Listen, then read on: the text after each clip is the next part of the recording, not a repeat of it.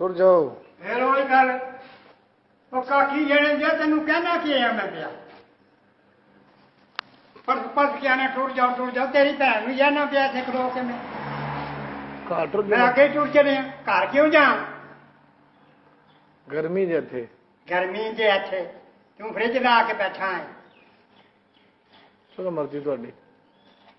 ਤੁਰ ਜਾਓ। ਕਿਸੇ ਕੁੱਤੇ ਦਾ ਪੁੱਤਰ ਹੈ, ਬੰਦੇ ਦਾ ਤੇ ਹੈ ਹੀ ਨਹੀਂ। ਬੰਦੇ ਦਾ ਹੋਵੇ ਤੇ ਗੱਲ ਸੁਣ ਲੈ।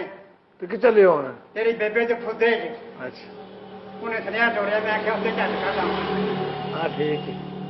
ਤੂੰ ਲਾਣਾ ਲੈਣੇ ਦਾ ਕੁੱਤਾ ਤੁਰ ਜਾ ਤੁਰ ਤਾਰਾ ਜਾ। ਕੁੜੀ ਨੂੰ ਲਾਣਾ ਲੈਣੇ ਦਿਓ। ਤੁਸੀਂ ਆਣੀਆਂ ਨਾ ਭੈਣ ਜੋ ਆਇਆ ਕਰੋ ਮੇਰੇ ਨਾਲ ਕਾ ਜੋ ਭੈਣ ਜੋ ਆਉਂਦੇ ਹੋ। ਮੈਂ ਤਾਂ ਨਹੀਂ ਕਿ ਘਰ ਤੁਰ ਜਾਓ। ਗਲਤ ਕੀ ਹੈ? ਕਿਉਂ ਘਰ ਟੁਰ ਜਾਣਾ? ਮੈਂ ਤੇਰੀ ਭੈਣ ਨੂੰ ਜਾਣਾ ਪਿਆ ਇੱਥੇ ਤੈਨੂੰ ਛੁਡਾਣਾ ਪਿਆ ਮੇਰੇ ਕੋਲ। ਕੁੜੀ ਨੂੰ ਲਾਣਾ ਲੈਣੇ ਦਾ ਕੁੱਤਾ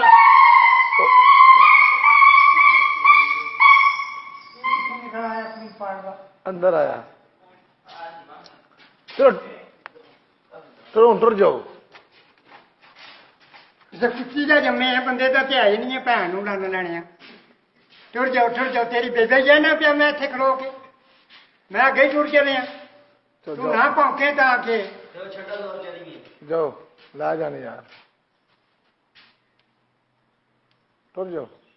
ਇੱਕ ਕੁੜੀ ਨੂੰ ਲੋੜ ਲੈਣੇ ਦਾ ਜਿਵੇਂ ਭੈਣ ਨੂੰ ਜਾਣਾ ਪਿਆ ਤੇ ਪਰ ਕਹਿੰਦੇ ਮੈਂ ਨਹੀਂ ਕਹਿਣਾ ਘਰ ਤੁਰ ਜਾਓ। ਕਿਉਂ ਘਰ ਟੁਰ ਜਾ ਮੈਂ? ਮੰਜੀ ਡਿੱਗ ਆਗੇ ਗਈ। ਮੰਜੀ ਜੇ ਯਾਰ ਨਾਲ ਮੈਂ ਤੂੰ ਨਾ ਕਹਿ। ਕੋਈ ਇਨਸਾਨਾਂ ਦਾ ਕੰਮ ਕਰ ਵਡੇਰੇ ਨੇ। ਚਲੋ ਆਪ ਜਲਦੀ ਕਾਰ